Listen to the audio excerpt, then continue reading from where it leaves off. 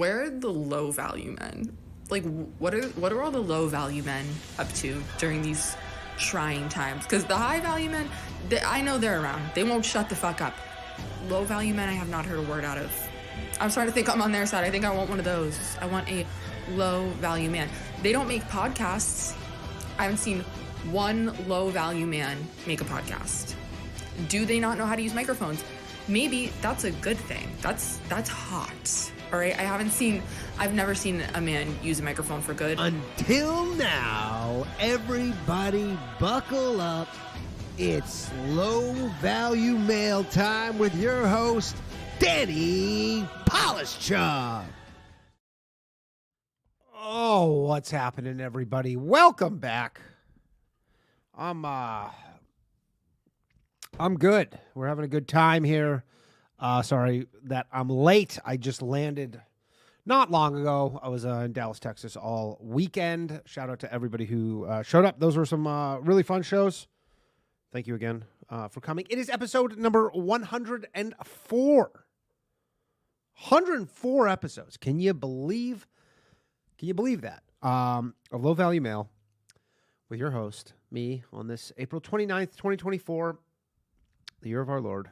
My allergies are acting up. Someone says it's scheduled for an hour. What do you mean it's scheduled for an hour? Oh, it's scheduled for... Oh, you know what? So I didn't realize. I see that, yes, that it's scheduled for an hour for 10 o'clock because I was in Dallas and it's an hour back. And so then when I scheduled it today, it must have scheduled it for 9 p.m. Dallas time. Stupid ass time zones.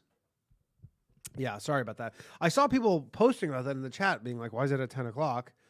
And my intention was to make it for 9.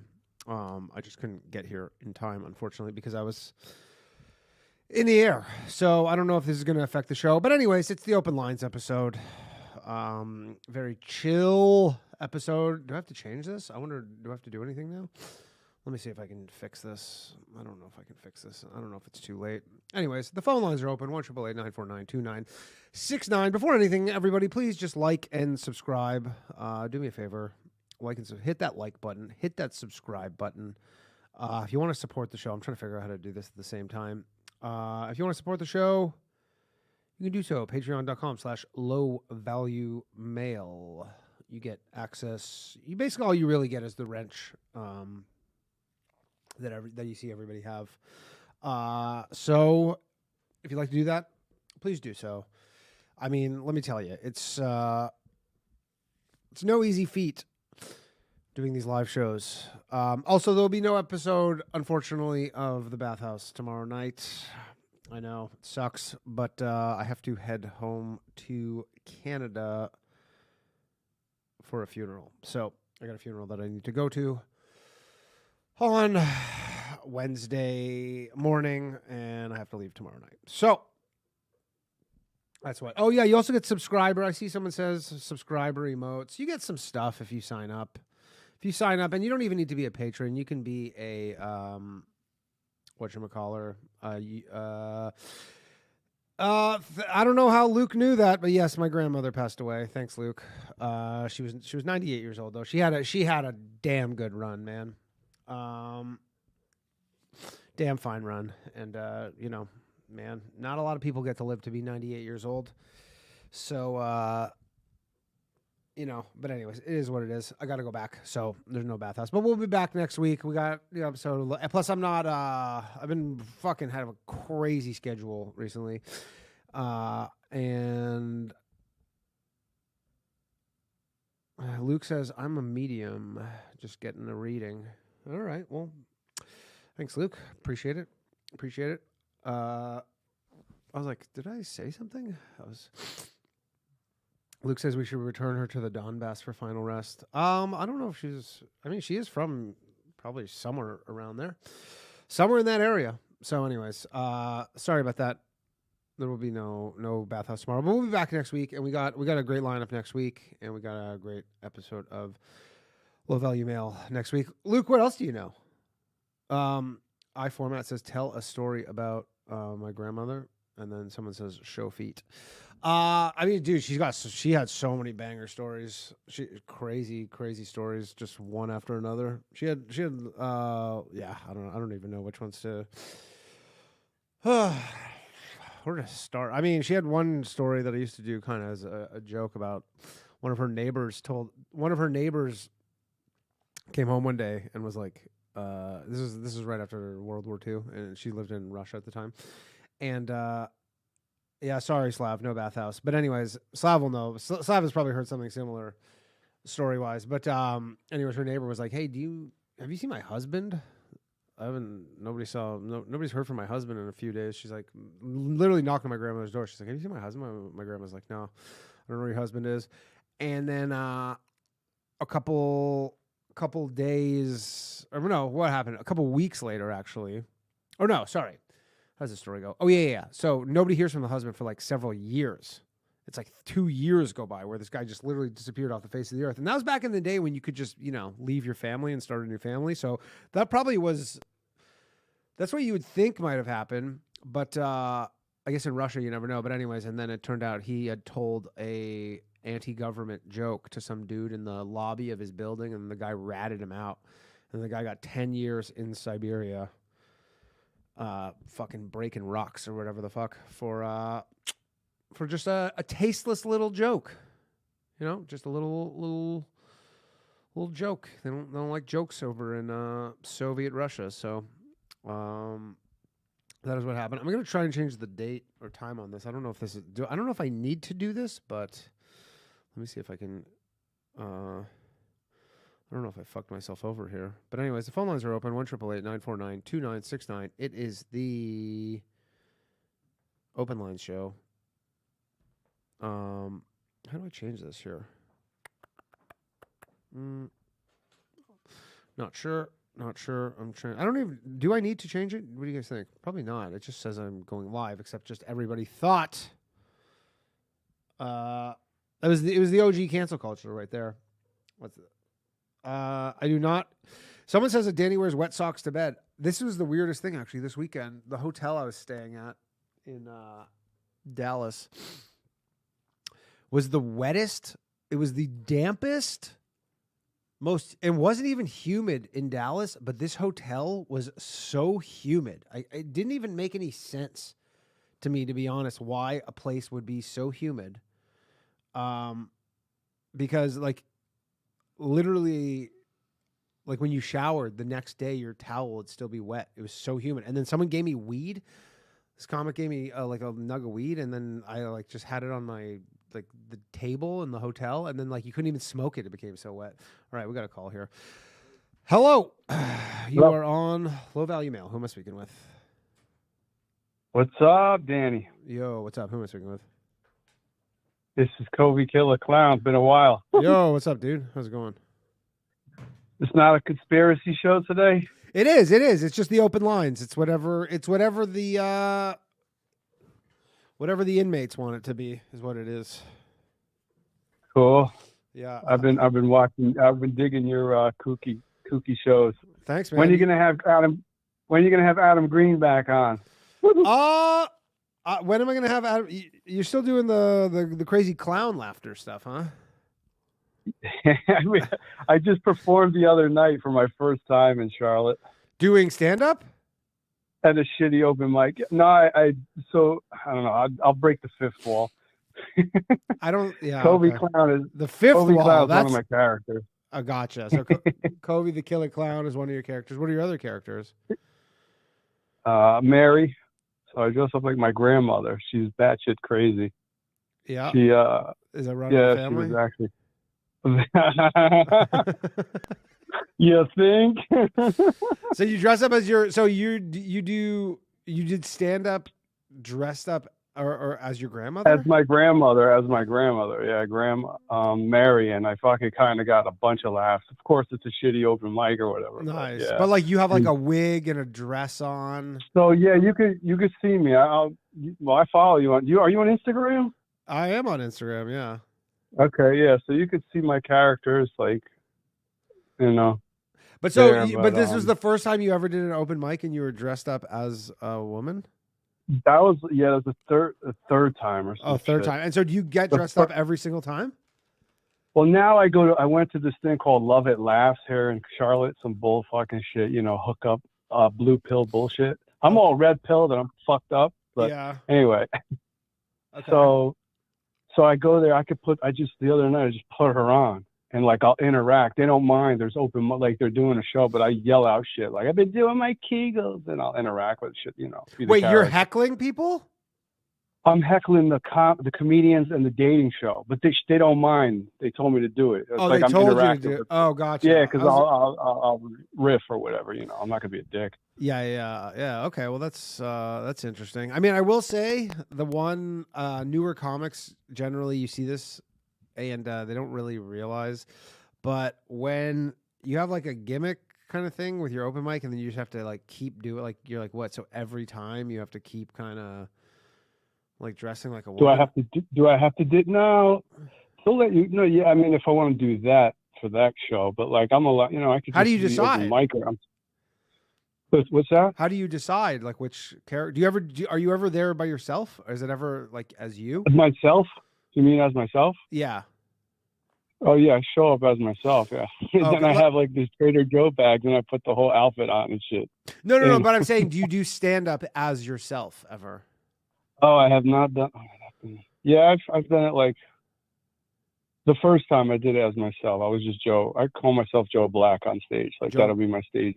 Gotcha. Myself. So Joe, you go up as Joe Black, and then you interesting, and then you have the clown, the killer clown.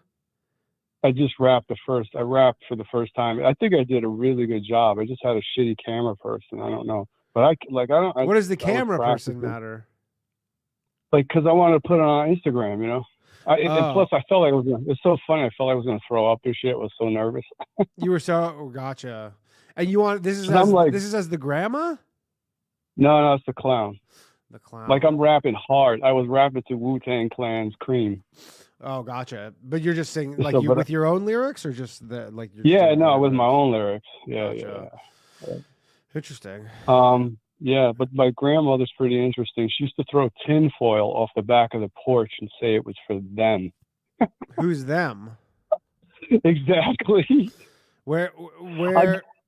Interesting. She would just. So I'll give you.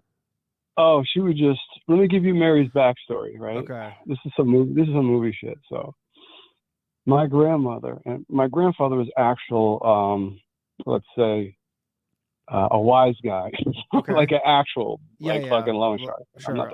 Okay. So whatever. But he took he drove my grandmother crazy, supposedly, or something, right? And so my grandmother went to the hospital. Like back in the day, they used to just put women in the hospital, and they used to juice. The good old days.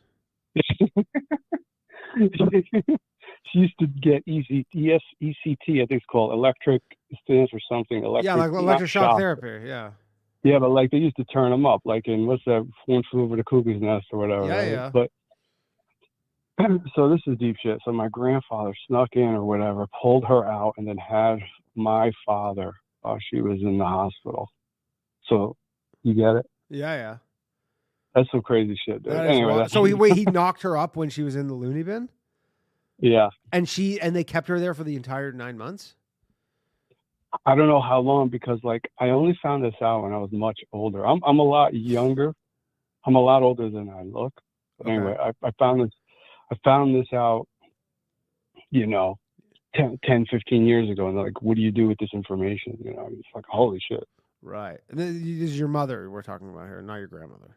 No, my grandmother. Your grandmother. My father. My father's mother. Gotcha. Okay. Yeah. Is she still alive now? No, she's dead. I think she lived to like 99 or 98, and both my grandmothers lived to their 90s. Nice. So I mean, that's good genetics for you. I guess so. Do you want to give us a little taste of the Cream rap? Oh, the song? Yeah. Okay. Hold on. Let me see. All right. Okay. So what the hook is this? Woohoo, woohoo, woohoo! It's the Covey Killer scream. Woohoo, woohoo! I'm in your nightmares and your dreams. Woohoo, woohoo! It's the Kobe Killer Scream coming for the big show and join the winning team. Kobe the Clown Chickadee checking in with the little green. Fresh out the pen, 5 and 4 and 1 is 10. When come again, yes, me friends, set me free again. I've been pent up and I'm letting it out. Say it really loud, let me hear you scream and shout. That was supposed to be to the beat of Cash Rules Everything Around Me? It's not. Oh, you're. Yeah, I wasn't doing it to it right now, but yeah. Oh, okay. Okay. But I do it right perfectly to that. It's just I'm just doing it for your show, you know. Yeah. All right. Well, all right. Someone says I'm going to get copyrighted, but I don't think so. I don't think. I mean, that. That's my lyrics. Those are my lyrics. Yeah, those are your lyrics, right? All right. Yeah, those are nobody. But I appreciate it. Any conspiracies you're into lately? Nate, you've been doing the like the moon landing one is pretty deep. I was just listening. Were you listening to the guy on Rogan? Is that why? Yeah. Yeah, I was just listening to that on the airplane. Actually, I tried to get him on the show actually, but he never got back to me. Oh yeah. Yeah. Damn. I mean, you gotta get back to him. He's been Roganized. Yeah, well, this was I probably messaged him like a year ago, but he's like really one of the OG moon landing guys. So I guess I'd never heard of him until I messaged him. But yeah, anyways, that's what it is. Fuck, I got bad allergies now. You got any conspiracies about that? God damn it! Sorry, people. You gotta take. All right. Thanks, man. Appreciate you, sir. Take Kobe care. the Killer Clown, Joe Black or whatever his name is. Oh, guys. All right, we got another caller here. Apologies, I might be sneezing this whole time. Hello. Thanks for calling Low Value Mail. Hey, Danny, how's it going, man? Good. How are you? Who am I speaking with? Yeah, it's Matt. It's Dave from Australia. Dave from Australia. How's it going? Do you live in Australia? Yeah. Good and yourself? Hey, say again. You live in Australia currently or no? Yeah. Okay. Yeah, your number doesn't. Your number comes up as somewhere in America though. Oh no, I called from Skype. Skype. Oh, call. okay. Oh, gotcha.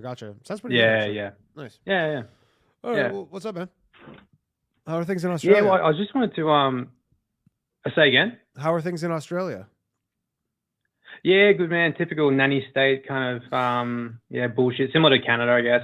Yeah. Where do you live in Australia? Yeah, it's one foot in front of the other. Yeah. Sort of like north of Sydney, in like a small town, luckily. Okay. Cool. Yeah. What's it called?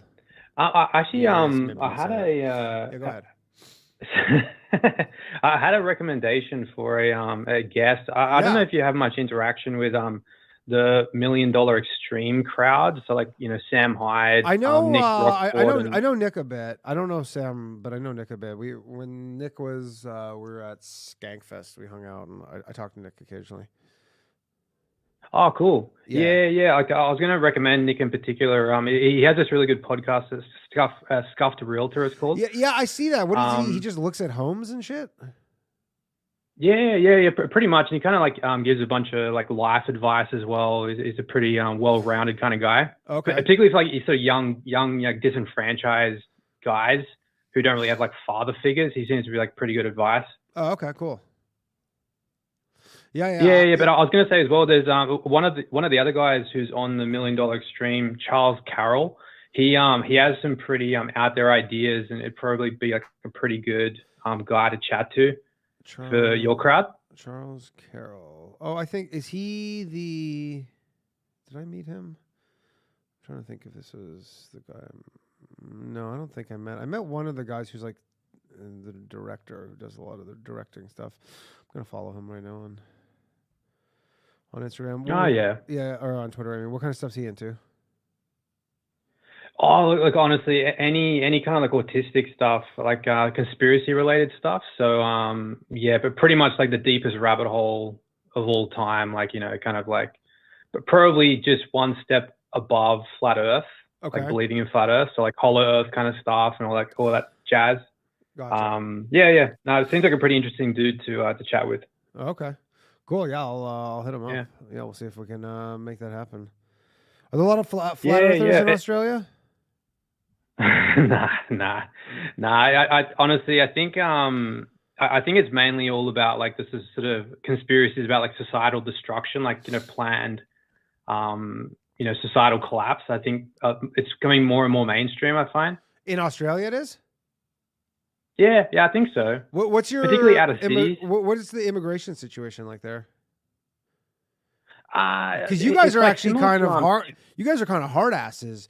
If I recall correctly, I want to say a few years ago there were all these migrants coming over, and you guys basically like jailed them, saying like if you're coming over illegally, they're like you won't be let into Australia. Like you guys are doing the opposite Oh yeah. of America. You like literally put them in. I can't remember, but there was I remember talking about it, and there was like some sort of crazy detention center that you guys Yeah. had, and all the migrants were like, you guys were straight up like, if you try and come into Australia not through the legal ways, we are putting you in this detention center and shipping you out. Yep. Yeah. I think it might be East Timor or something like that. I honestly forget the island, but yeah, there's an island off the coast of Australia which is literally just a detention center for anyone who comes here illegally on a boat. And yeah, like really, really strict, but it's really funny at the same time because it's in Australia. It's very similar to what's happening in most Western countries where there's a low birth rate that isn't able to achieve replacement rate. And so what they're doing is to try and stimulate the economy. They're getting a bunch of migrants in through like student visas and things to try and prop up the economy and to try and keep the birth rate, the population growth increasing. But in doing so, they're also inflating the house prices and just everything's inflating. So it's just this kind of, I don't know, it's just really weird policy. But I think it's like the choice between a shit sandwich or a giant douche. Yeah, basically you could have massive deflation and everybody's properties are worth way less money, or you can have this. It seems like those are the two options. That's the thing. If you're not someone who owns property, you're probably like, well, why can't we have the option where property values go down? Which is, totally. I would imagine most people. That's the fucked up part about that is that most people would actually benefit from there not being this immigration. Like most people would be like, yeah, don't just bring in people to keep this fucking economic Ponzi scheme going. Just, don't let people in. Let's bring the price down, and rich people get hurt. But the problem is the rich people are the ones who make these decisions. Yeah, no, 100%. And it's really interesting because I don't know if you ever read up about the Singaporean government and what they do with their citizens. They essentially kind of have like government subsidized housing, where it's not like it's like sort of communism, but like there's massively discounted housing that's available for citizens or something. I remember reading about it maybe a month or so ago, but it's worth looking into. They have a pretty interesting system there.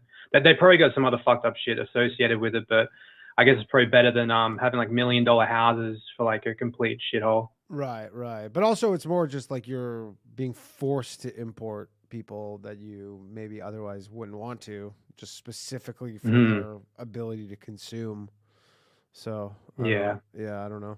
But people are you're noticing people are not happy about this stuff in Australia? Like it's getting yeah, well, I think it's more so like the actual Australians. I mean, like I'm dating a Canadian girl, so it's like it's kind of in my best interest for the immigration policy to be the way it is. Sure. So I can't really talk.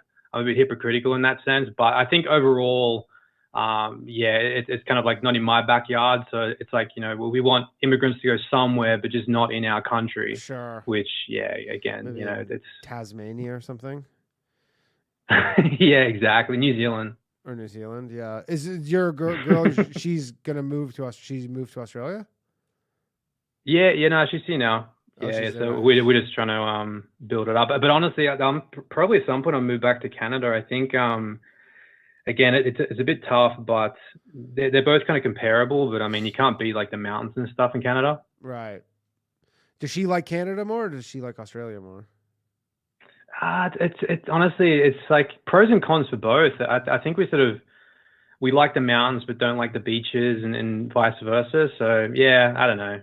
Yeah, you just have to kind of decide. Well, there's gonna be cold weather where in Canada, I imagine, even if you're in the most temperate places, it's still gonna be kind of cold. So yeah, I guess you got to decide. Totally. Yeah, interesting. All right. I had another. Yeah, yeah. It was just about the if you had anyone on the horizon to talk about like Bigfoot related stuff. Dude, I've been trying to get this Bigfoot guy. Ask in the chat, producer Mark is in the chat. He'll definitely have some good leads on Bigfoot. I had this guy from his name was I can't remember. It was like Mike from this thing called Bigfoot Ontario, and he was in Ontario and he was like Canada, and he was this big Bigfoot guy, and he said he was going to come on the show, and he was like supposed to come on, and then he just kind of disappeared. So. I don't know, but yeah, we're gonna definitely got a Bigfoot guy coming up. Definitely. Yeah, yeah. I was gonna say as well because in Australia it's actually called something different. It's called Yowie. It's like Yowie, and I think there's Yowie. Yowie monster. Yeah, yeah. That's like the I guess it's like the Aboriginal name for Bigfoot. In folklore and things, and so I think there's probably some like really motivated like Yowie researchers. Like it's pretty funny. They have like YouTube channels and stuff. And it's just kind of like a bunch of like drunk Aussies like going out in the bush. Yeah, I will say it is interesting that kind of everywhere has a Bigfoot. Like everybody's kind of arrived at. I can't speak for I don't know maybe Asia and stuff, but. I mean, Australia has one, and again, these just kind of look similar to. Similar, yeah, has some Bigfoot vibes to it. All right, well, Mark's listening right now, so we'll try and get some Bigfoot / Yowie experts on. Yeah, yeah, and I was going to say as well, if you needed just to pass the time, a cool clip to watch. I don't know if you've ever seen it, but in Saskatchewan, there's a native sort of a native reserve there, and they filmed a video on there of like little people, and it's kind of like set in nighttime, and there's like a spotlight on this like rock. You can just type into Google. I'm sure if you just typed in like Saskatchewan reservation little people, it's like a minute-long clip, but it's pretty cool, pretty interesting. Okay, I'll see if I can cue it up here. All right, cool. Thanks, man. Yeah. All right, thanks, man. Yeah. Hello, you're on Low Value Mail. Who am I speaking with?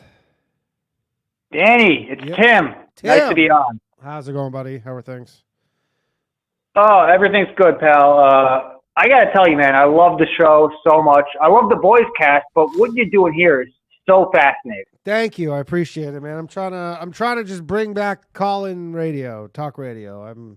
It's even though it still exists, I'm trying to merge the YouTube people. It exists, but it's dying at the same time. I know it is dying. I mean, like I know for a fact, Coast to Coast is specifically dying. So I'm all of them dying. Yeah. Yeah. The thing is, I don't think that people don't like talk radio or anything. I think they just hate Coast to Coast because it sucks now.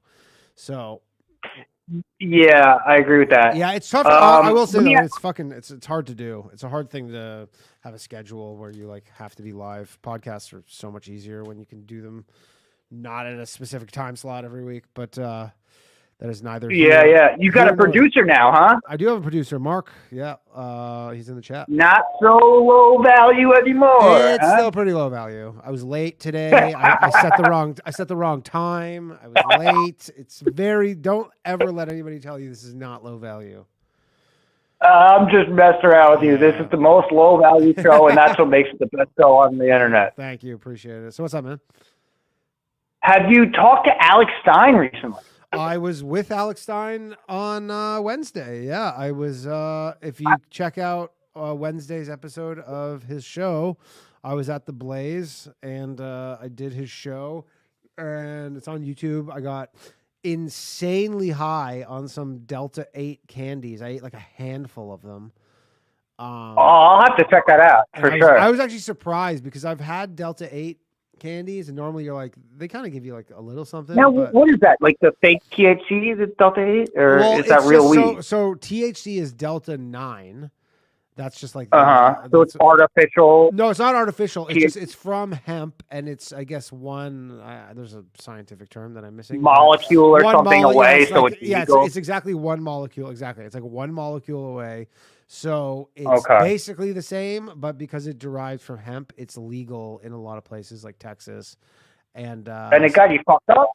I couldn't even believe it. Like, and it was not even that. I'll have to look into that. Like, it was like because I'm in Georgia and weed's 6 hours illegal later. here. Yeah, it was like 6 hours later too. But anyways, yeah, I got real stoned. But anyways, yeah, I was The reason I asked about, sorry, keep a little delay. I keep talking over here. Sorry about that. Go ahead. The reason I asked about Alex Stein because I was he got like beat up at one of these college protests.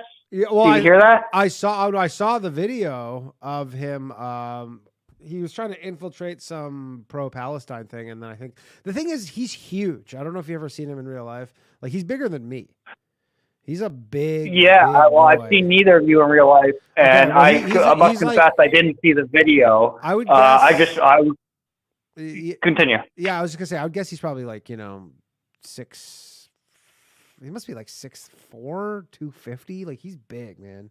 So anyway, some guy tried to start some shit with him, but that's the reason why he always gets into those like huge things. Like, well, he'll just go because he can handle himself. He can kind of handle himself. Yeah, exactly. Okay. Yeah, but anyways, right. I did see some of it because I was talking to him and he was going the next day to Austin to go do that like Minds Fest thing or whatever. So, I want to ask, a follow up. What do you think about all these protests propping up all over the country? I mean, like, I think you should be allowed to protest. I don't think that it should be illegal to protest. At the same time, they're doing it on private property. Am I meant to give, like, part of me, like, there's a part of me who goes like, what do I give a shit what's going on college campuses? Like, if a college campus, like, well, why should I care what's happening at like these elite fucking colleges? If they want to trespass their own like students, then I'm like, they can do it, I guess. I kind of go back and forth. I mean, I agree. I'm in the middle as well. Where I say, like, because then there is some element where someone on the other side will say, well, like, these policies of these colleges are like essentially trickles down into all of culture, because eventually all these people who go to these schools will eventually, which has some truth to it. And that does have some, it does have some truth to it, where eventually, like, a lot of these people will be in the government and they're going to be in corporations, like in positions of influence, especially at the like elite, quote unquote, elite universities. But I think people should be allowed, like, I'm not a big pro-government guy. I definitely think you should be allowed to protest against any government in the world that you would like to, including Israel. I have no issue. I have no issue with that whatsoever.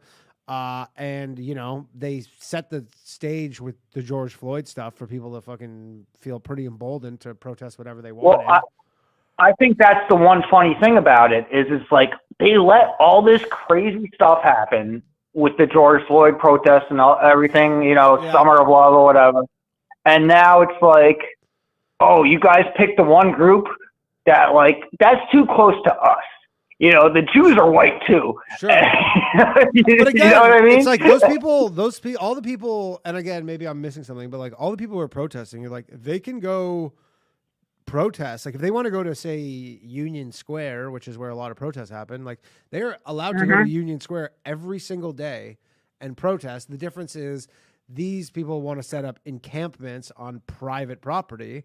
And then the college, the college is like, has been giving them a pretty long leash on this, to be honest. And now, it's getting to the point. And there is one element too, where, all these colleges were trying to make a case where they're like, how everybody feels is the most important. Everybody deserves the right to feel safe on a college campus. Like, that's been one of the main things is, everyone has to always feel safe. Yeah. Safe. And now it's like we got this one set of people that, all right, you guys don't have to feel safe because everyone else. Yeah, so it's like it's one of those like hypocritical things where they go, yeah, everybody has the right to feel safe, and then some people are like, well, I'm Israeli, I don't feel safe. Does this count? And how can everyone feel safe when two groups want to kill each other? Well, exactly. And the nonsense is they should have never done that, where they go, everybody has the right to feel safe from words. You don't.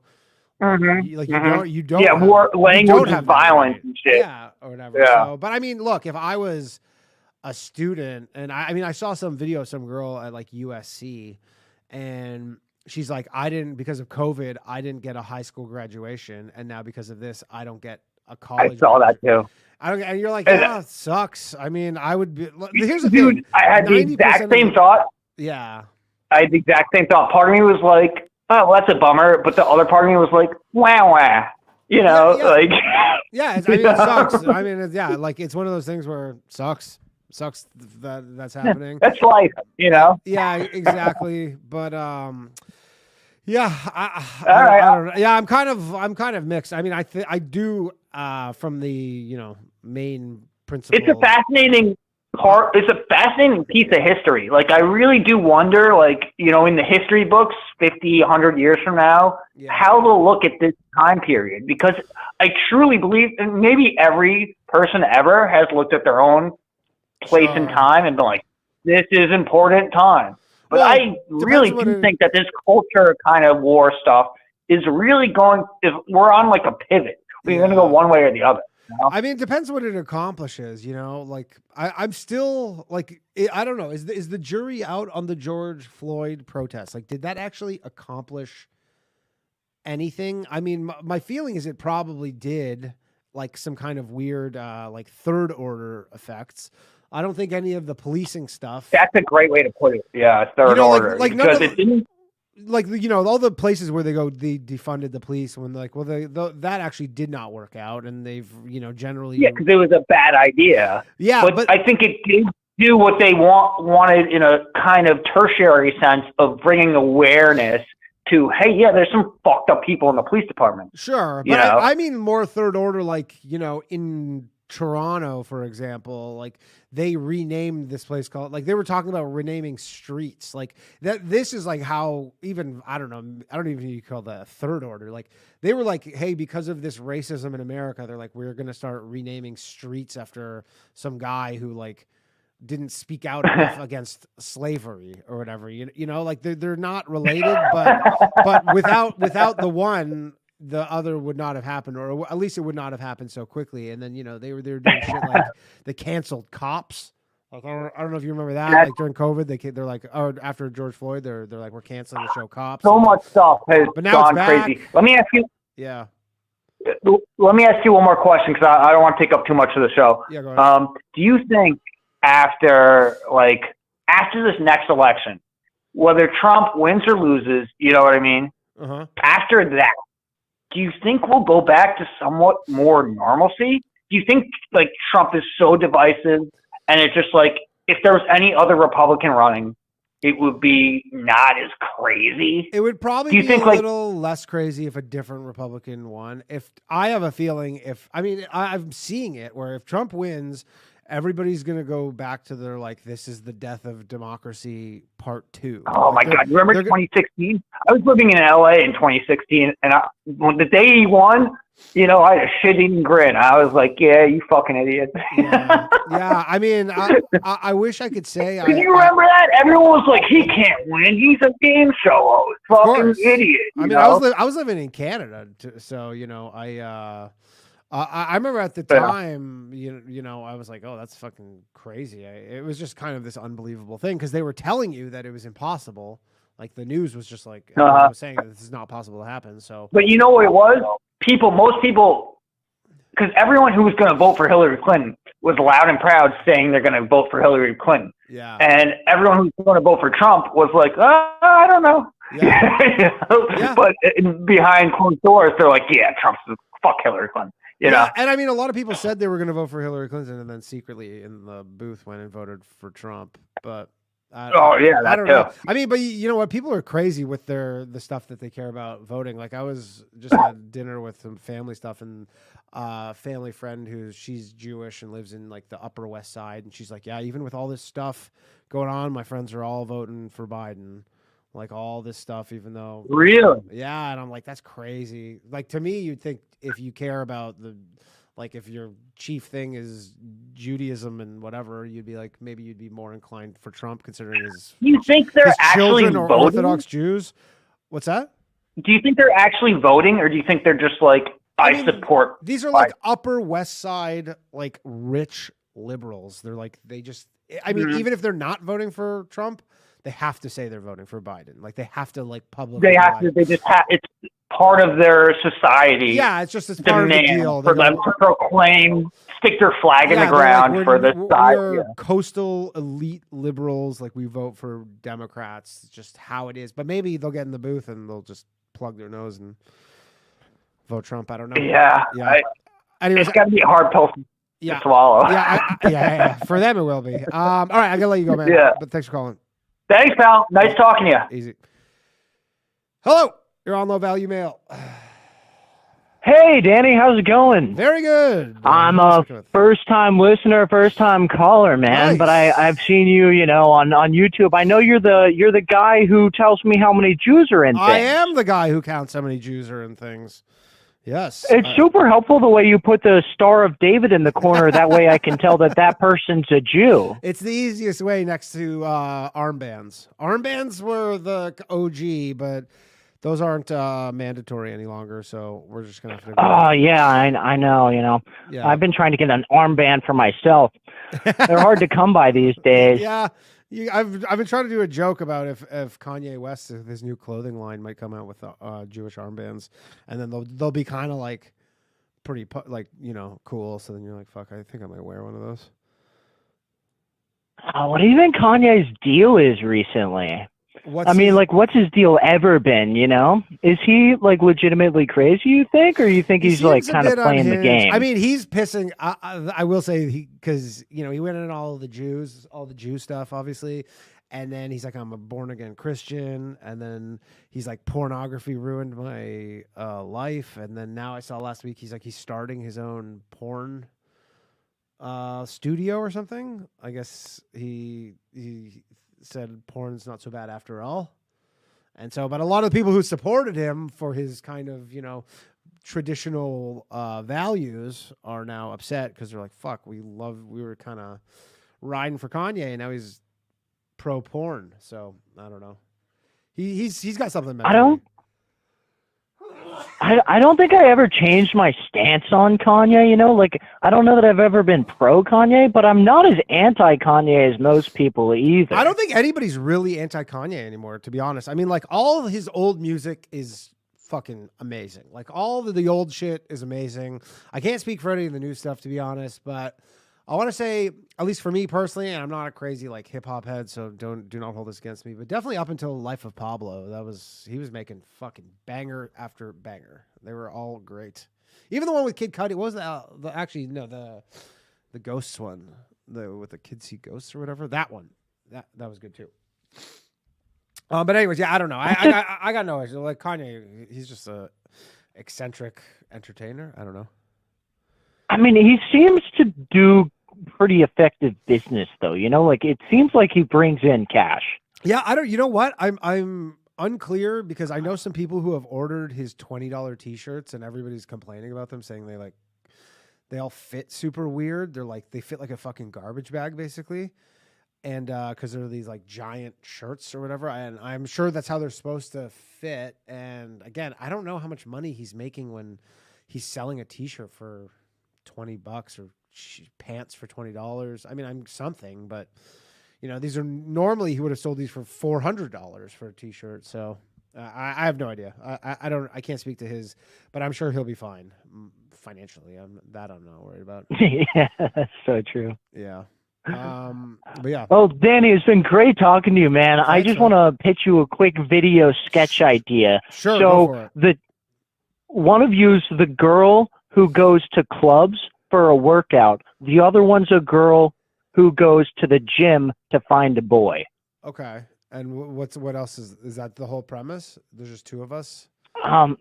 Yeah, I mean, you've got a lot of classic tropes, right? So it's you can play around with the camera and why are you looking at me, spotting that whole area, but those are kind of overdone. Yeah. So I like the idea of contrasting it with the bouncing at clubs type thing. You've probably seen that meme at some point in time where it's now they bounce at clubs like this, and it's this girl goes to the clubs to bounce like that because she's just trying to get a workout. She's not trying to talk to dudes. Honestly, I have not seen that meme.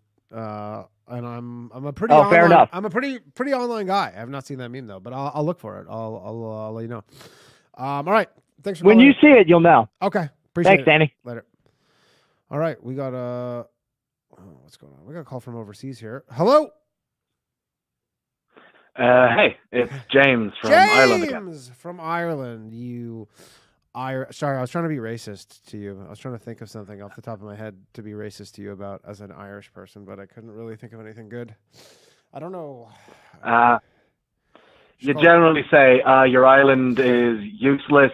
You've got your main exports on a ship that sank, poor people and pedophile priests. Yeah. What was the ship that sank? What ship sank? Titanic. Oh, that was on the way back from Ireland? Or on the way and to no, it Ireland? sank from Ireland. Oh, it was made in Ireland and sent off. I never knew that. Yeah. You guys I actually have PR some problems. Irish. Well, yeah, we don't like to brag about that. Sure. Was it built in Ireland, the Titanic? It was. Oh, okay. Belfast had a famous shipyard. It exported it was like the big shipyard in the UK back when we were part of the empire. Oh, yeah. Well, if you Google it, it says it was a British ocean liner. Well, yeah, but it was made in, because again, it was made in when Ireland was owned by the UK. Gotcha. And so you I think it came from Belfast, which is. Yeah, you don't even get that because it was part of the UK at the time. So they just. But that's good. Technically, Belfast still is part of the UK. Oh. Northern Ireland. All right. Yeah, but it's actually, again, that's complex. I do have interesting news about Northern Ireland politics.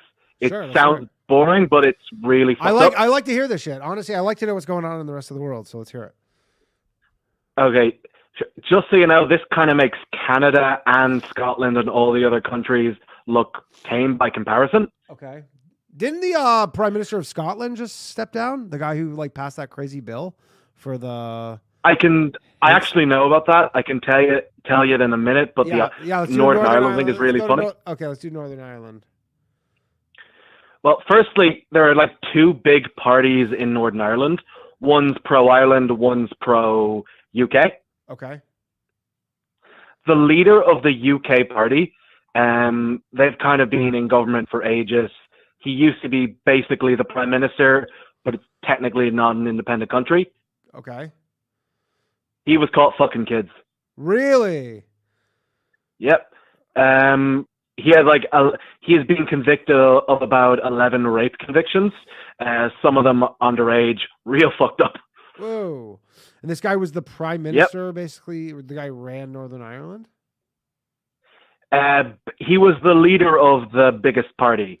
I think, so he'd be like, I don't know, God, what's your man in Canada, Pierre Polyev? Brother? He was, Yeah, that guy. Gotcha. He's just the leader of the main. It'd be the equivalent of that guy with some less than kids. What was this guy's name? Jeffrey Donaldson. Oh, here we go. And so the trial is completed or what? Well, no, he's just been convicted, but there's enough evidence that it's kind of a done deal. Interesting. All right. Yeah, I'm looking at it right here. The Belfast Telegraph. This is. It would be a scandal if Jeffrey Donaldson's trial collapsed due to the justice system's failure. So it sounds like he hasn't been convicted. Oh, no, this was 2 days ago. He's been charged. He's been charged. Yeah, okay. Not convicted. Gotcha. So he's been charged with fucking tons of kids. And... Well, fucking some adults, some kids. They don't reveal all the stuff. Yeah, and we know some of it's minor stuff because he's also been charged with exposure to a minor. And his wife was... Yeah, go ahead. His wife was helping him cover the stuff up, so she was involved. Crazy. That is insane. How does your what is it like? You think just because were they relatively powerful for Irish standards?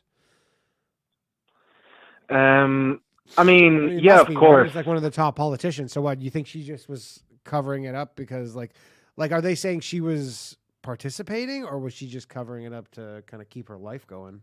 Regardless, that's she was covering it up. Yeah. He was also, I think, I don't think he was fully tied to the loyalist paramilitary groups, but most of the parties are tied to some terroristy stuff. There's still paramilitary groups in Northern Ireland? Oh, they all disarmed, but you know how the Troubles ended, right? Peace treaty. Right. The troubles in Northern Ireland ended with a peace treaty. It was basically Israel-Palestine. The Irish were the Palestinians, basically. Yeah. But after about 30 years of all killing each other, the most fucked up thing happened. They just stopped. They're just tired. They just tuckered themselves out. Well, I mean, you know what? If you have reasonable kind of people, even somewhat reasonable, there must be at some point where they go like, look, this will never end. So let's make an agreement. Yeah, pretty much. It's like you got to make a deal that both of you think is a bad deal. That's kind of generally like what you want to do is you both think you're making a bad deal, and then you just be like, all right, let's just fucking move on here. But I mean, the funniest thing about that, just to say, because this is really funny. Yeah. The leader of the IRA, well, one of the rules was basically you have the minister and then his president, and then the vice president always has to be from the other party. Yeah. So if you're a Protestant guy at the start, a Catholic guy's got to be your vice president, basically. Okay. Yeah. The funniest thing is the leader of the Protestant group, kind of imagine it like almost a clan thing, and then the leader of the IRA became best friends. Really? Yeah, they got on great. They called them the Chucka Brothers. They went out for ice cream all the time. They like made jokes to each. They just fucking had a great time. It was hilarious. If anything, they should use the Ireland model for the Israel-Palestine thing. Unfortunately, because that was also like a religious conflict. I guess the only difference is maybe they didn't have like a holy site that they were kind of, I don't know. Did they have something similar akin to like the Al-Aqsa, like Jerusalem kind of thing, where they were fighting over who would get control of it? It was the general thing was the Catholics wanted to be part of. It was about 50-50. Catholics wanted to be part of Ireland. Protestants wanted to be part of the UK. The Protestants said, "Oh, well, the Catholics might vote against us, so we can't let them vote." Shit escalated as it always does. Right. All right. Well, you know what? Maybe once the Israelis and the Palestinians and everybody's just tired of all this shit, maybe they'll eventually negotiate, and who knows? Maybe it'll be Ireland Part 2. I don't know. All right. Well, appreciate it, James. Thanks for calling in, man. Didn't you want to hear about Scotland? Oh, did right. I know about Scotland? Yes. Tell me about Scotland. Yes, I forgot about that. Yeah. It's actually very interesting. Well, first of all, the Scottish SNP, that's the Nationalist Party. They want independence, right? Independence this is all from the United Kingdom? They just want to be not part of the United Kingdom? Yeah. Right. Basically, everyone doesn't like the UK. Right. Especially the UK. One of the SNP, well, the previous leader was arrested, or her husband was arrested, so she had to drop in, and they brought in a new guy, and he was really weak, so he had to go into a coalition government with the Greens, who are really lefty. Okay. So basically, in order to, because he was pressured by the Greens, Scotland decided to do a bunch of the gender stuff to try and appeal to those lefty guys in the party. Right. It's just all, at the end of the day, it's just all politics. Everybody's just trying to stay in power. Yeah, but here's what happened. Yeah. When they tried to do that, the English said they couldn't. So then the English passed a law saying, no, you can't do that, Scotland. So it became a huge thing about Scottish independence. Sorry to sound ignorant. When you say the English, you mean like what influences do the English have on Scotland? Oh, they run it. You got to remember, England's got about 50 million people. Scotland's got about 5 million people. Yeah. Even though it's technically a democracy, Scotland really doesn't get that much of a voice. Really? Oh yeah. Like they don't run themselves? Well, they have their own thing, but for foreign policy stuff, it goes to the English. Oh, for foreign policy. And, gotcha. Okay. And if they want to make that law, the English said, no, you can't do that in Scotland. That's what the gender bill was. Oh, I didn't. That's why Scotland I didn't know really that the English had that amount of input. No, that's why they got pushed into that really stupid hate speech bill. Oh, okay. They overcommitted as like we hate the English thing. Gotcha. But then that's why they did it. But then the problem is like the climate change stuff. Well, turns out the Greens spent so much stuff on so much effort on the trans shit, they forgot to do climate change, which was their main thing. Right. So So so they got really mad. And then the Scottish, they passed that bill that was all about and what was it? The caste report. It was about gender stuff, right? in Yeah, the and UK. all that. But anyway, so the Prime Minister of Scotland, the guy who's behind all this, basically just stepped down because he didn't have support. No, he basically said, "I'm not. You're not breaking up with me. I'm breaking up with you," and then kicked them out, thinking they would all come back to him, and they didn't. And so the whole thing just collapsed, and he ended up being, I think, Scotland's worst prime minister in ever. Huh. All right. Yeah, no. He also did a big speech where he said Scotland needs to be less white, which is just funny. I remember seeing that. It was so funny. I think, I don't know where I was talking about that, but he said that. I remember I went and looked up, and it's like Scotland is like literally 96.5% white people or something, like 97%. You're like, what are you even talking about? Like, it's a white country. I don't know what you want. Because he was saying, I think he was saying about positions Muslim of power and stuff. Yeah, I know. He was the first, exactly. He was Muslim and all that stuff. All right. I got to let you go. Thank you for calling in, James. Yeah, fair enough. See ya. Yeah, take care. Bye. What just happened? What the hell just happened? Somehow there were 4 calls and they all got hung up on at once. Whoops. All right, we'll keep calling back, people. We got a call here. Hello, thank you for calling Low Value Mail. Who am I speaking with? Hey, Danny, how's it going? It's Charlie from Florida. Charlie from Florida. How are things going down in Florida? Good, man. I caught the beginning of the show. Sorry about your grandma, dude. Oh, thank you. I appreciate it. I saw her last week. I went back to Canada to see her last week. So that was good to see her. But it was the time. She was getting on, and she was just her body was really just deteriorating. So it's she had a good run, man. If you get to live to 98 years old, fuck, man. My grandma was 93. She just passed this past Thanksgiving last year. She was 93, dude. It's crazy. Yeah, sorry to hear, but yeah, you can't ask for much more. And then it was getting to the point where you're just like, shit. It was, sure. Her quality of life was deteriorating so much where it's borderline, like it's sad, but it's like borderline, like not sad, because if that makes, yeah. But yeah, anyways, man. I wanted to. I was wondering if you heard about. Did you hear like the whole Jerry Seinfeld thing? Like, I guess there was an interview with him. Like, he's getting like yelled at today. I guess because on Twitter about the cancel culture shit he's still talking about. Yeah. I mean, he makes a point. So tell everybody like what kind of just give them the summation. Okay, so yeah, I called like months ago. We kind of talked about some of the same stuff, but like. He basically like said, I don't know who he was talking to. Some New York interviewer was asking him about like comedy, the state of comedy now. And he was saying how he was like saying, well, a lot of people when they get home at night, they want to watch just a sitcom or something light and funny that has no like message or not trying to preach at people, not trying to this or that. He's like, where is there? There's nothing. Where are the sitcoms? Where are the shows? Where are the movies? And he was saying like, it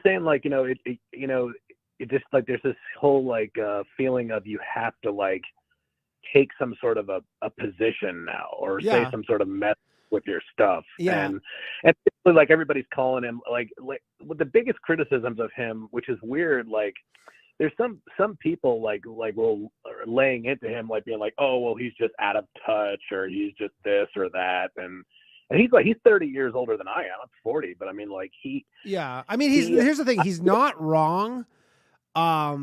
He's not wrong. People are dunking on him because they're like, oh yeah, well, what about Curb Your Enthusiasm? And you're like, Curb Your Enthusiasm got grandfathered in. This is like, if you literally look at it, it's post 2015, like just the moment Donald Trump started running, and then there was this violent cultural opposition to everything he stood for. It's why we have the Women's March. It's why there's the Me Too movement. There's all these things you can directly link specifically to that. It's why it's not even so much like it's the people who make the decisions, like, executives who work at companies and, like networks or whatever. They don't have any incentive to take any risks, right? Because what happens Right. is if you go, you know what, this show's the next big show. If you're wrong, you took a huge swing and a miss and you're wrong, you lose your job, which is the fucking easiest job on earth, being a TV Right. executive. It's like so easy. You make tons of money. Yeah. It's such an easy job and they're so hard to come by. Whereas if you kind of just toe the line and you just kind of move with like the herd, then, you know, if you just do the thing that everybody else is, you know, the consensus is on board with, which is like, hey, let's do something, some whatever, quote unquote, super progressive show or blah, blah, blah. Like there's no downside to it. Maybe it bombs, but you know, you don't get in trouble for it bombing. So I think that's closer to what's going on but I think we might be coming out of this potentially. There's still no movies too. though. Shane Gillis like being on SNL kind of like gave me hope that like, okay, well maybe that is kind of shifting a little bit because the And his show, he has his show coming out. That's the thing. If his show does like huge numbers, Tires, which is coming out, I think in a couple weeks, like if that is like a massive show, where it's like really culturally relevant kind of thing, that'll open up because again, the people who are eventually what happens is people are like, we don't want to take risks, but then the risk becomes not finding the next one of those shows. Like the risks change, right? Like it's not the risk of upsetting people. It'll become the risk of like, oh, one of our competitors is now going to go get the next Tires from some similar type of comedian. And if we don't do it, then but like movies, I'm still unclear about if movies will are just like not coming back as we know them. Like it's never going to be the same. And maybe that's just how it is. Like I barely go to movie theaters anymore. Almost never. Like if I can watch a movie at home, I will. You know, I don't know if you heard, but oh, sorry, go ahead. No, go ahead. I don't know if you heard, but like the only thing that I'm kind of excited about now is that he's making Happy Gilmore too, which is supposed to come out, I don't know, next year or the year after. That's gonna be dog shit. That's gonna be I'm hoping that. No. Name me one sequel that has come out more than 2 years after 3 years after the original that was good. True. One. Yeah, you're right. One. It's true. It's never happened. I didn't even watch Dumb and Dumber 2. I was like, I'm not even watching that. I'm not gonna ruin the great memories I have of Dumb and Dumber 1. I didn't watch Anchorman 2. Those are just cash grabs, right? Those are just you know. I heard they're also doing a Naked Gun reboot. I don't know if you heard about that with Liam Neeson. I guess they're like, Liam Neeson. I mean, Liam Neeson has on what was it? Life is Short. Was that Life is Short? I think it was Life is Short. I'm not sure. The but I know Ricky Gervais show was one of the fucking funniest. Literally, like one of the funniest episodes of that show, and one of the funniest things ever. I don't know if that'll be good. I don't know. Like, I honestly, I don't even know how the movie business like works anymore. I get that they want to just use all this like tried and true intellectual property because maybe again it's less of a risk, and movies do cost a lot of money to make. I don't know. Are you still like yourself writing like scripts for movies, or do you? I don't. I have like you know, I come up with ideas. I have, you know, a notebook full of ideas and stuff. I won't just go write a script because at this point, it's funny because this is, you know, I'm the most successful I've ever been in the entertainment industry, but I'm also like the least chance of making something like movie wise, like specifically a movie, like maybe like something, you know, shorter. I think TV is just kind of where it's at. TV is just bigger than movies now. Yeah. I mean, I still like a good movie, and but I mean, if someone came to me, like I've had talks with producers and stuff, and they're all just like, I mean, for years, the people are like, oh, I'd love to make something. I'm like, well, I'm like a white guy, so fucking good luck with that. You know, like it just wasn't going to happen.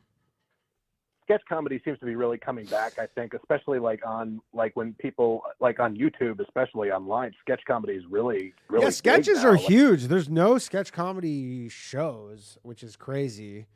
Right. I mean, no, I think you should leave. I don't know if that counts as sketch. That's sketch comedy. Yeah. It's just a different version slightly, but like all time Monty Python or that kind of shit. Yeah. I mean, really. Tim Robinson's definitely doing a good job of it. I don't know if they'll ever have anything. Like I used to love Mad TV. I think me personally, the year of fucking when Mad TV and SNL were on at the exact same time in like the late 90s, that was like the peak of sketch comedy. Yeah. Well, I used to love Colbert and Daily Show like 20 years ago, like when I was in college, before it became like all horribly political. Yeah. Now. Yeah. I mean, again, I don't know. Like, I wish I had a crystal ball. I do know, like, I had Roy Price on this show probably like a year and a half ago, and he started Amazon Video. And he was saying, like, for movies, it'll take for comedy movies to come back. There hasn't been one big comedy movie. The last huge comedy movie was Ted 2, which came out. Wow. Yeah, which came out in 2015. Exactly the timeline I said. That was the last time and that probably started production in 2013, came out in 2015. So that was like the last time you could make a really like raunchy, like non-PC movie. And since then, there's no appetite for it. It's too risky, I guess.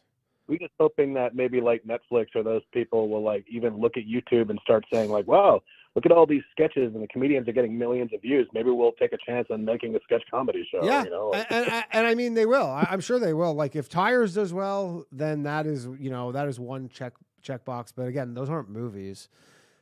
Right. But so I don't know. Maybe it's going to be TV shows instead of movies, which is fine. That's totally fine if that's the case. I'll let you go. I don't want to take up too much of your time, but no problem. Keep doing the sketches. They're hilarious. Appreciate it. Thanks, dude. Take care. All Bye. Right. Hello. Hello. I don't know what's going on here. This fucking Zoom is acting up. Let's try this one. Hello. Hello. Yo, what's up? Yo, what up? How's it going, Riff? Hold on. Apologize for my allergies, everybody. I swear to God, I have not had any allergies for like, I feel like months. I don't know what's going on. Maybe it's just. Hey, dude. We're all Jewish a little bit on the inside. It's okay. Yeah, it's okay. No, I've been actually good because I started taking this. I don't know what it's called, but this green spray thing, allergy medication. It works really well. I actually took it just before this, but I think it needs 24 hours to work. Well, I mean, were you doing blow half an hour ago? Honestly, okay. I wish I could say I was. I see people in the chat saying I'm doing coke, but no, I was on a fucking Delta flight from Dallas, Texas. I got a good flight story. I was flying from San Diego to New York, and my buddy was flying over for a DJ show, and he had a shitload of ketamine on him. And you know those like lime salt packets that they give you? Limes? What do you mean? Lime Like salt? like if you get like a vodka and soda or like a gin and tonic. Yeah. They'll give you like the lime things. We were filling that up with ketamine, and then we were going inside the bathroom and snorting it. Just doing rails of ketamine. That's fine. I mean, again, they're not. This is like a very huge misconception with TSA. They are not looking for drugs. TSA. You know, I just flew back.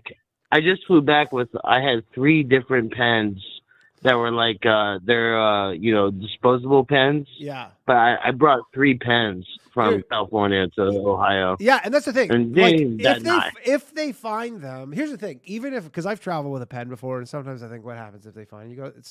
You'd be like, it's CBD.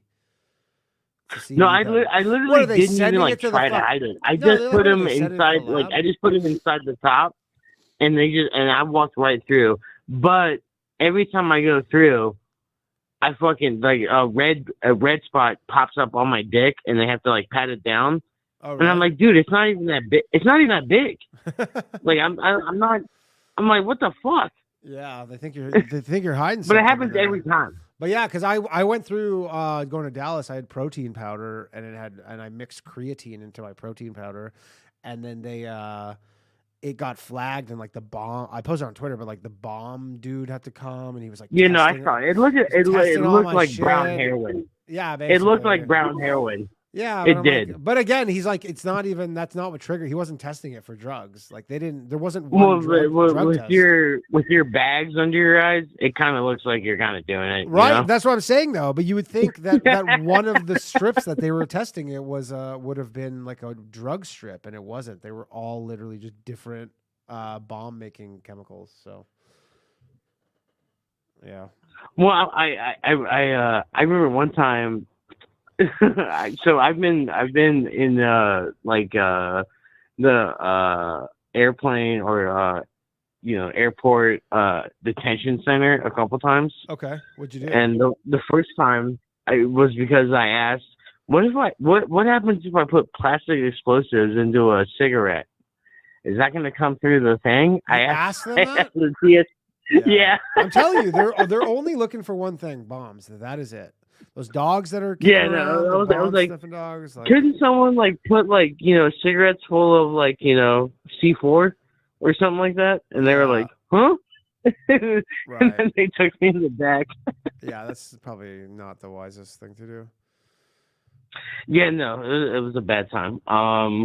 The other time was also a very bad time. I'd gone through we were gonna land in Denver, but as soon as we were as soon as we broke the cloud level, it started shaking so bad. Everyone was screaming and praying on the airplane. Yeah. It was bad. Oh, really? Everyone was screaming. It was really bad. And then we flew to Albuquerque and landed there, and then we were gonna refill and go to Denver, back to Denver to get our connecting flights. Yeah. But me and my mom and my fiance at the time, we were like, we're getting off here. And my mom bought us beers that night and whatnot and yada yada yada. So fast forward 3 months, I'm flying for the first time since then, and I'm a little nervous. And I took a Xanax. And would you pass I out? took the Xanax. Yeah, I took a Xanax and I had a couple beers. I didn't know you weren't supposed to do that. Nope. And then I passed out. I passed out on the plane, and I was sitting front row, and I passed out on an unaccompanied minor. Oh. And what? You just woke up in the So I had detention thing? Yeah, so I just woke up arrested already. Ooh, I woke up tough. in the detention thing. Yeah, it was bad. And they were like, "Are you trying to fuck this kid?" And I was like, "No. I had games on my phone because I have a niece. I was letting her play games on my phone and shit. You're letting the kid play bad. games on your phone? It looked bad. Oof. Yeah, it looked bad, dude. I was like, fuck. Not ideal. Not ideal, Rafe. All right. Well, good to know. All right, Rafe, anything else? Anything else? You got any opinions on the recent they're talking about the white pill again? The white pill? Yeah. The white pill, a UFO. Pill. Well, I saw the one of the girl. I don't know if you saw. There's the woman who was landing actually in LaGuardia. This chick, and she just took a video, and it's a black looks like it's probably just a drone of some sort. It is some sort of unmanned. Yeah, but it's going in the water. It's going in the water. No, this one wasn't going in the water, but this one just okay. She's filming out the window, just the skyline, and then it just goes zoom, and just rips across. But it's like a cylindrical black thing moving incredibly fast. In the actual non-slowed down video, you can barely even see it. But I don't know. My guess is just the government has all this technology, but then that they're just not sharing. But it seems crazy that they'd be flying it over New York City during the day. When you see somehow Russia shot down one of our EMPs or something like that, or with the EMP they shot down one of our missiles or something like that recently. No, I didn't. You see that? No. Apparently that happened recently, huh. And it's we're just showing them half a percentage of whatever we got. Yeah, I mean, and as they should, as probably as they should. You probably have to keep some. Well, stuff. no, and so I was in San Diego for my dad's memorial and whatnot. This past week, I got some sympathy, some pussy, you know, There you go.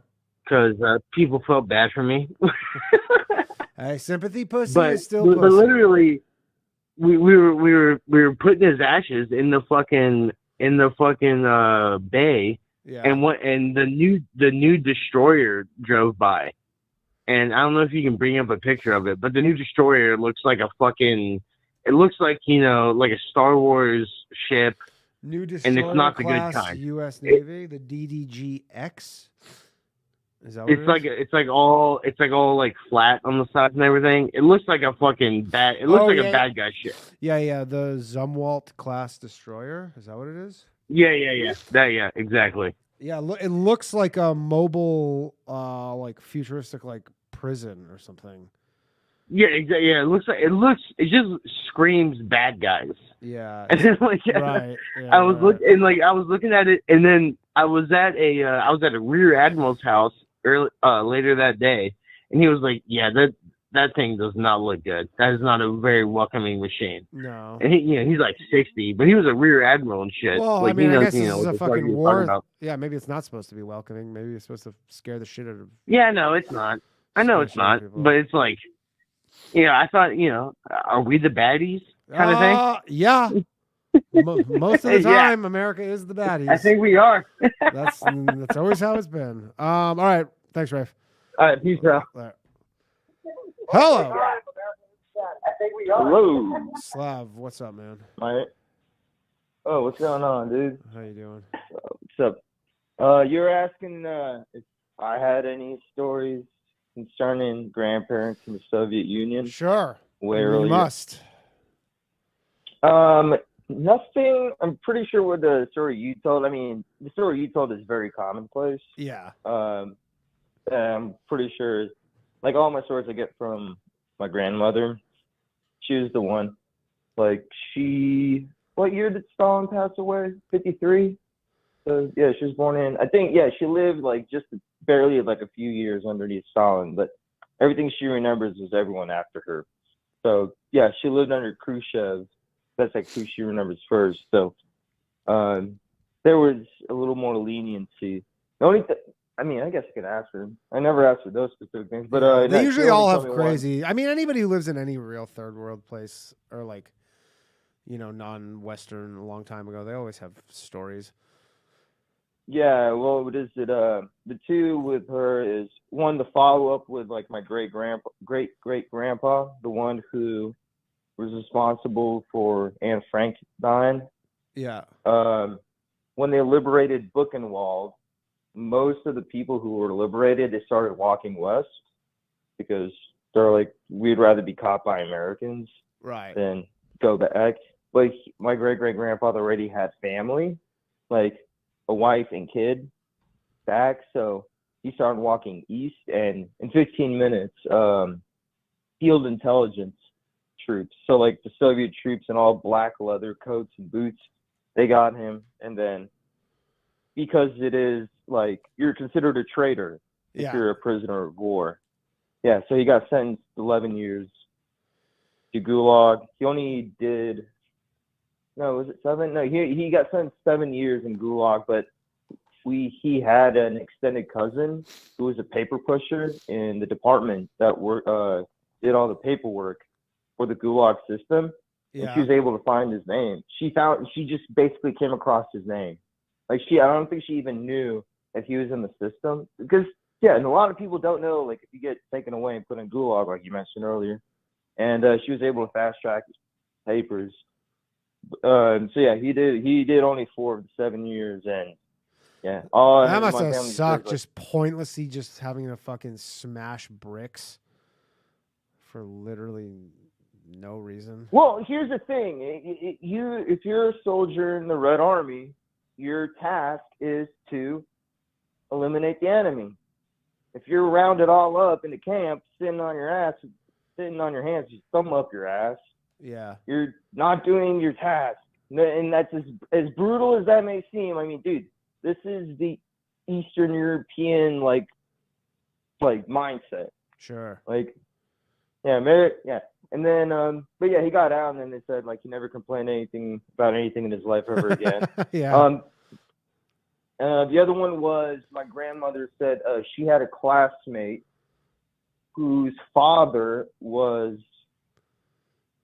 not like a commissar, but he was like one of like the top guards at one of the gulags where they had a lot of Soviet prisoners.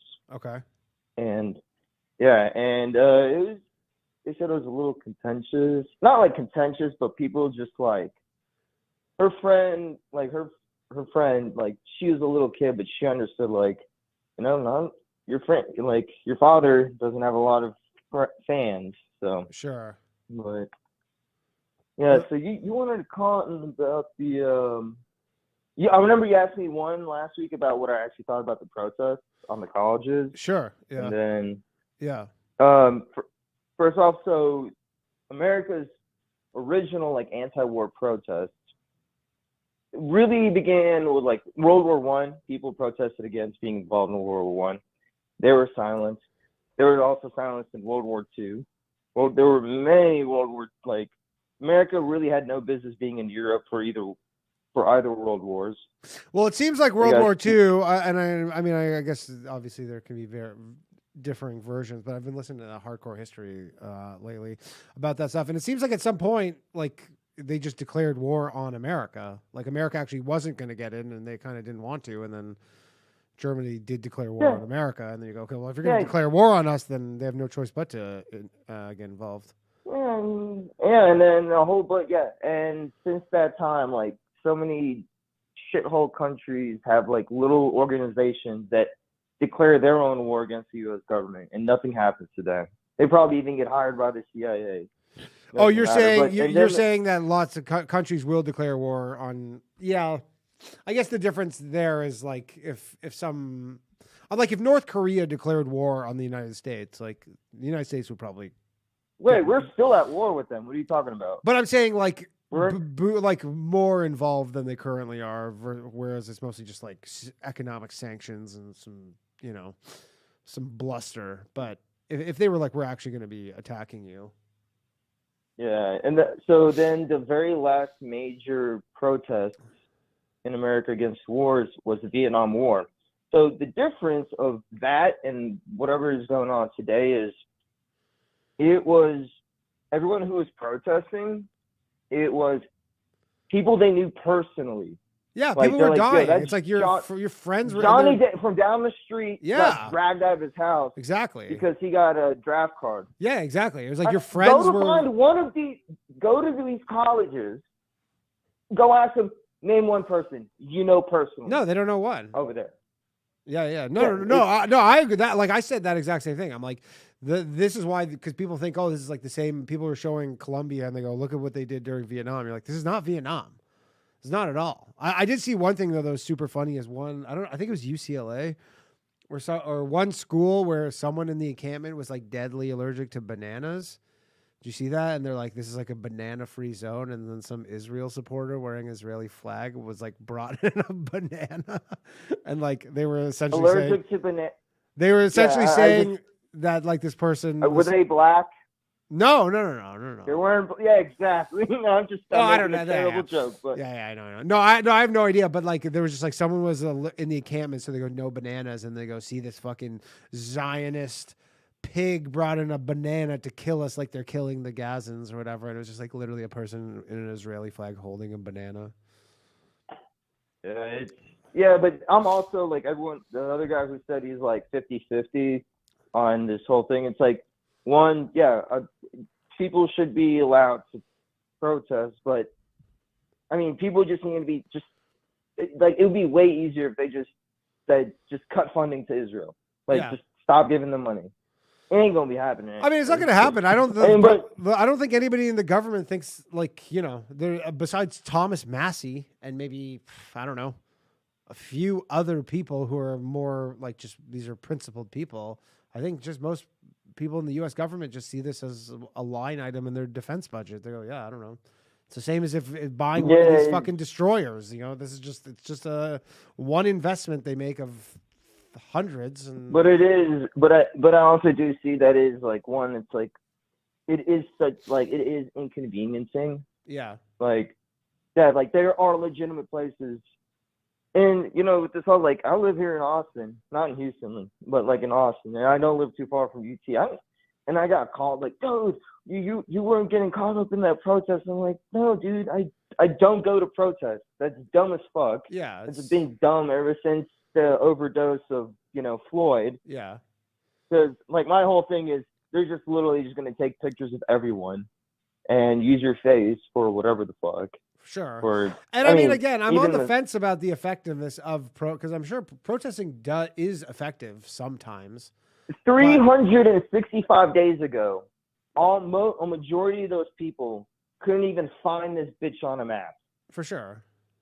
No, I agree with. And again, if you were protesting, some of the protests too is the people who are protesting their own schools is essentially because all these schools have these huge endowments, essentially, like Harvard and Columbia. They just have, I don't know what Harvard or Columbia's is, but they probably have, $1 billion just sitting in a fucking bank account that they invest, and the corporation of Columbia, that's how, it grows. And they just have it invested in an index fund in the S&P 500. And one of those companies, or maybe 5 of those 500 companies, do business in Israel. So they're they just want them to not have shares of the You're it's an insane thing that they're asking. You're it's not going to happen. I mean, maybe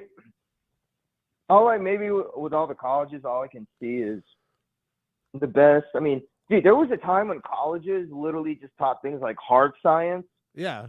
Hard science, like chemistry and physics, engineering, medicine, in the real medicine, and law, and if you wanted to be a little faggy, some literature, right? Yeah, which is fine. That's fine. I mean, literature's...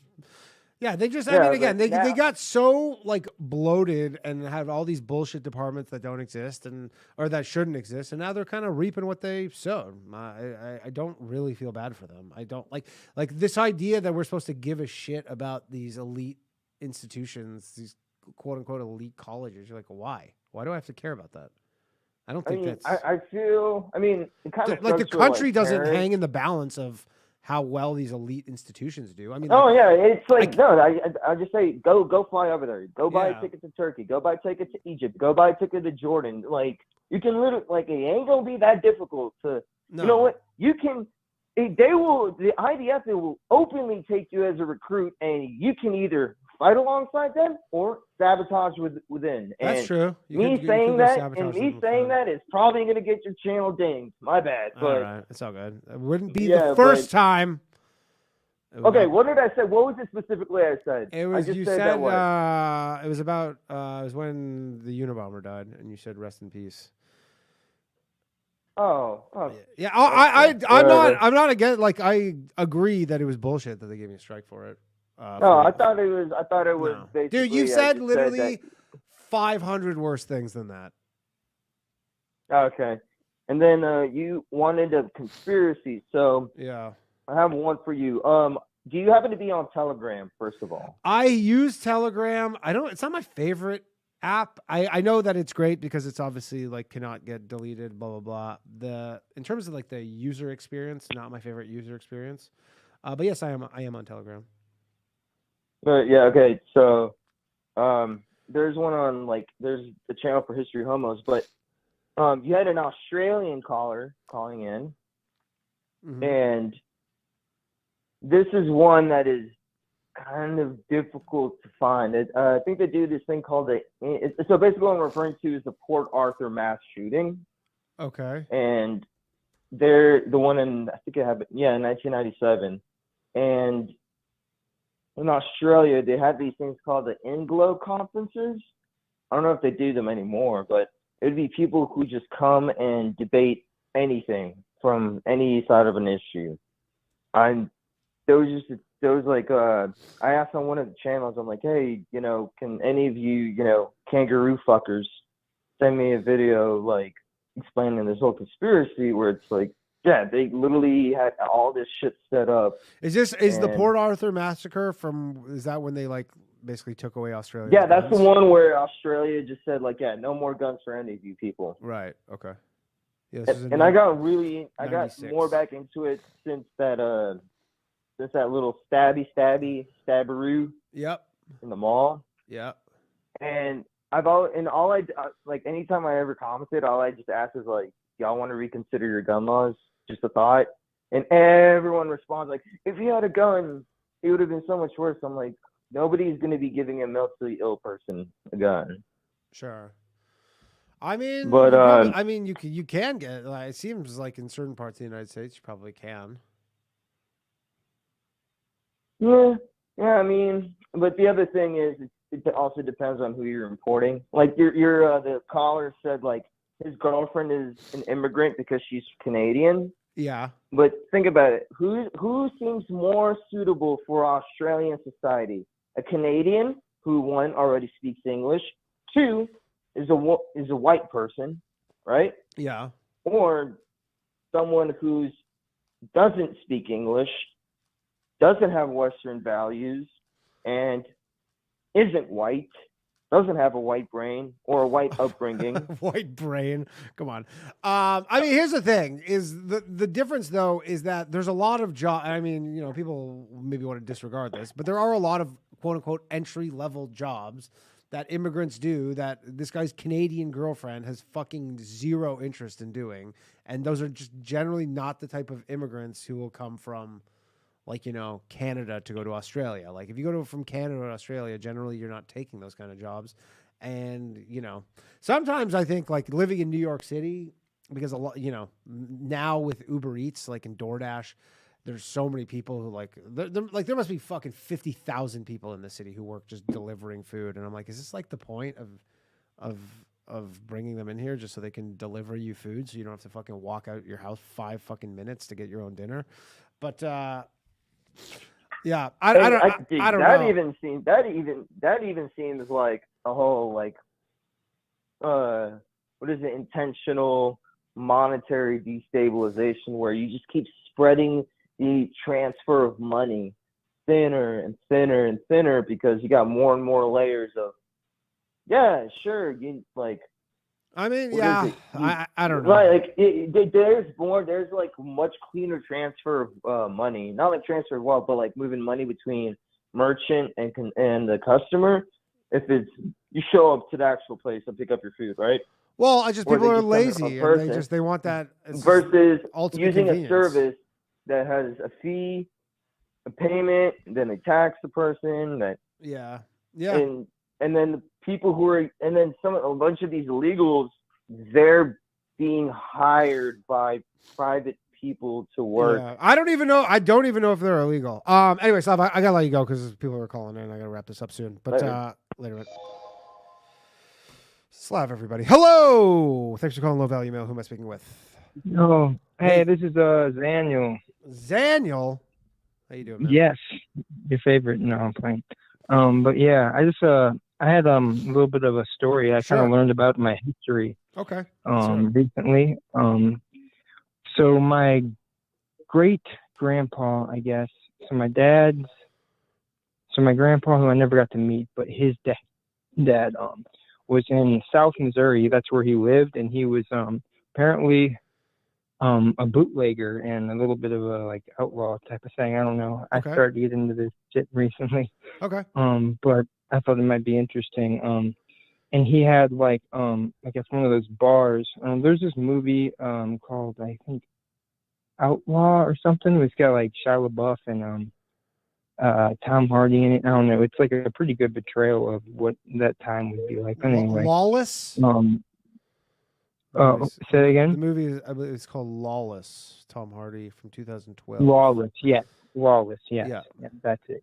Yeah, and I thought it was pretty cool. And for some reason, my stupid brain thought it said Missouri, but it was apparently in Virginia. West Virginia or something like Virginia or something like that. Yeah. But anyway, it was actually like pretty, from what I like, the facts and the stuff we could find within the newspapers and like the historical documents and stuff.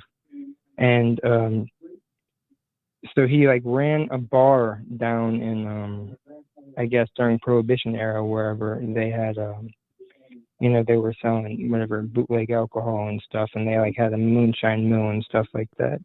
Okay. and he was like kind of caught up with the whole, like, the cops were kind of like in on it a little bit, and they didn't really give a shit as much, especially because he was kind of in the southern Missouri, which is a little bit more, uh, I guess, the southern kind of vibe, and especially at that time. I guess it would have been around early 1900s, Okay. yeah, and I learned something about him too. It kind of blew my mind. Was he kind of crazy story? One of the stories I'm not very sure about. There was like a big scuffle at a bar where apparently some girl he was with, a bunch of people were like kind of coming at him, and he ended up shooting and killing somebody, but somehow got off with that in some way. But then another story that's a little bit more kind of crazy was apparently his daughter went out and some guy that was like part of a rival gang, I guess, who was like, I guess, I don't know if they were bootlegging as well at that time. It seems like it was, from what the articles say, but they apparently, like, I don't know, there's this guy who's just being really like forward to her or whatever, and ended up, I guess, raping her. It's from what she said. Okay. And as the story goes, and at least in the newspaper, he was like, he went up and like said, go up to the wives upstairs, like all the women upstairs or whatever, and make sure that like this really happened, because I guess he wanted to make sure he wasn't going to do something. And then they left with 3 other guys, and then the guy apparently who I guess did whatever was dead the next day. And like he was like, there's these like trials and whatever. I don't know. He somehow got out of it, I guess. I don't know. I guess shit was a lot more lenient back then. Yeah, but they just were like, they let vigilantes be vigilantes. So what? It's basically your great grandfather did the murder, just went and killed this person? Yeah, pretty much. Like he's like, oh, you raped my daughter, I'm gonna fucking blow your brains out. Yeah. It seems like there's probably a lot of that used to go down. Yeah, especially probably like in more rural areas and shit like that. But yeah, I learned more about that the other day, and I thought that was a pretty crazy story. And just to know, like, that's somebody who's like, my great grandpa, which I never got to meet my grandpa, sadly, because he died before I was born. But it was like, I'm like, my middle name, his name was James, my middle name's James. Yeah. So it's like, I mean, I will say, I do think a lot, especially when you hear stories about people from like, 100 years ago or whatever. Yeah. Assuming that any person in your lineage dies, like in your family tree, you're probably not, either you don't exist or you're not the same person. I would assume you just don't exist, right? Like if any person in your tree never existed for whatever reason, you just would not exist. And, there's no shortage of, I mean, I guess it is kind of just like, the Darwin thing where, all these people were just left, right, just avoiding getting killed. Like my grandmother has a story when World War II broke out, and she took a train they sent all, like, because she was like a teenager, they sent them to Siberia to just like avoid the war. No, it was actually a good thing. They sent them there to just like hide out or whatever. And she goes, the first night they're on a train and they just stopped in some town to sleep in some town, and so everybody just went into, like, all these people in the town volunteered to just like let people sleep in their house on the way, because they were all like teenagers and stuff, on the way to Siberia. And then so she got one house and her friend got another one, and she goes, the house literally next door to hers, a bomb got dropped on it and everybody inside died.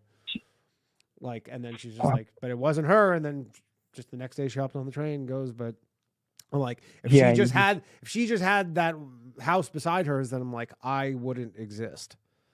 That's what I'm saying. It's like, it's the craziest thing to think about how it's like we just trickled down to become who we are through all these just insane fucking circumstances. Where it's like, I mean, it's that just seems so bizarre today, but it's like highly improbable. Like the more you think about it, the more you think your existence is highly, highly improbable.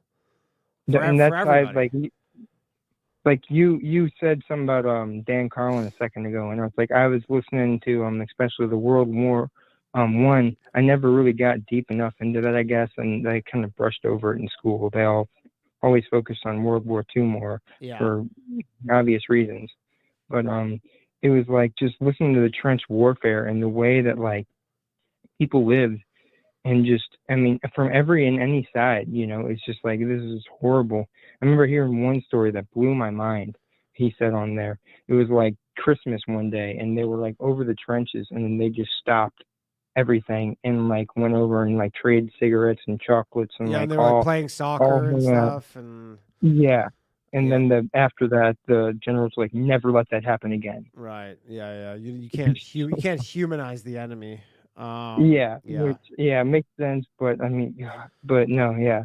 I don't know. I just thought that was a cool story to share, and I'm glad you shared that one with me. Yeah, that was cool too. Yeah, appreciate it. All right, man. Thanks for calling, man. All right, thanks. All right, we're gonna wrap this up very shortly. Thank you very much, everybody, for joining me. Sorry, I got the sniffles. It's not cocaine. I promise, it's not cocaine. Hello. Hey, Danny, it's Format. How are you doing? What's up, Format? How's it going, man? Chilling. So I heard you were looking for some conspiracy suggestions and whatnot. This is open lines. This is anything. This is absolutely anything. Yeah. So, James Fox, the director? James Fox? Yeah.